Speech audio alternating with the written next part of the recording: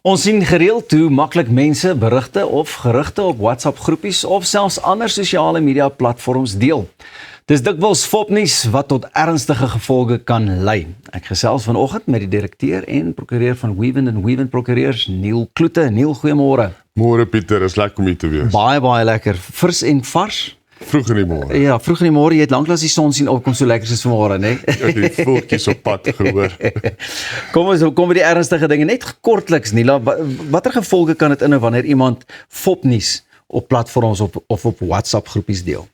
Maar Pieter, is baie belangrik om te onderskei tussen misinformasie, disinformasie en dan, soos die Engelsman sê, malinformation.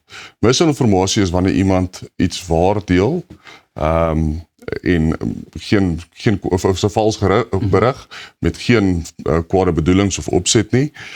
Wanneer dit disinformasie is, weet hulle dit is vals gerig en hulle deel opsetlik die inligting en met malinformation, soos die Engelsman sê, weet jy glad nie reg wat jy doen nie, maar daar steeds of jy het spesifieke bedoeling om verkeerde berigte te deel daar buite. Die gevolge is regtig verrykend, want dit kan gevolg hê dat jy strafregtelik aangekla kan word en ons sal nou daarby kom, en jy kan ook selfs sivielregtelik vervolg word en 'n skadevergoedingsaksie kan dit teen jou ingestel word.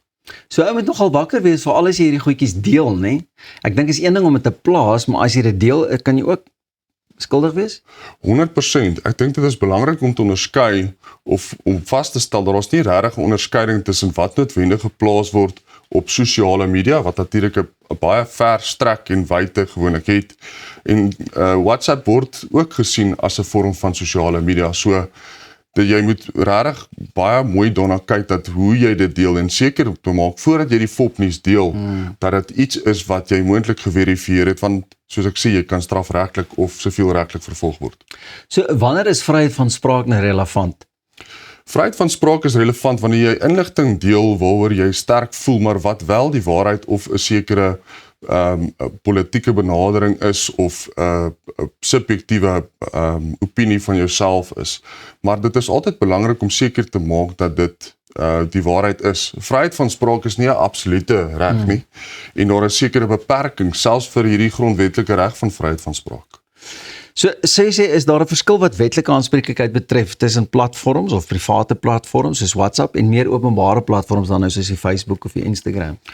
Die verskil is, en om dit aan die hand van 'n voorbeeld te verduidelik, is daar was 'n skool gewees in Pretoria wat daar sekere seuns op 'n WhatsApp groep sekere inligting gedeel het van 'n dame. Sy het die betrokke seunskool se hoed op haar kop gesit en die klomp seuns het die inligting versprei op 'n WhatsApp groep en hulle is uiteindelik vervolg. Tot in die gelykheidshof is daar baklei en sy is op die ou en moes elkeen in terme van die bevel van haar seuns voor hierdie dame gesit het en haar persoonlik om verskoning gevra het. So dit is net op WhatsApp. Op sosiale media, op Facebook of Instagram, kan dit ook verdere trefwyte hê, want daar het jy geen beheer oor wie dit moontlik sal aanstuur of wie dit moontlik verder sou deel nie. Dit is 'n moeilikheid en ek dink nogal 'n kopkrap storie. Natuurlijk.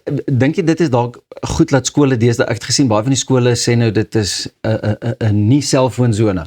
Ja, dit is 'n wonderlike ding, Pieter. Ons sien gereeld in skole dat daar WhatsApp groepe gedeel word en dit is regtig soos die Afrikaanse spreekwoord sê, die deler in die geval is so goed soos die steler.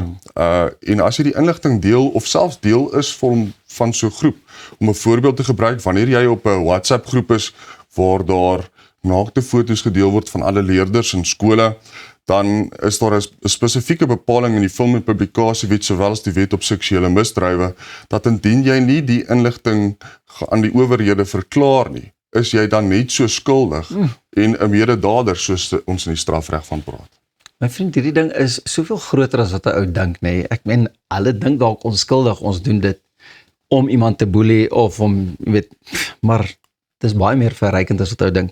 Sê net gou vir my, kan dit ook nalatig beskou word wanneer 'n persoon dit wat hy of sy deel of nie deel nie, nagaan nie, en watter raad het jy vir ons kykers in so 'n geval? Die nalatige gedeelde handel met die sivielregtelike been daarvan.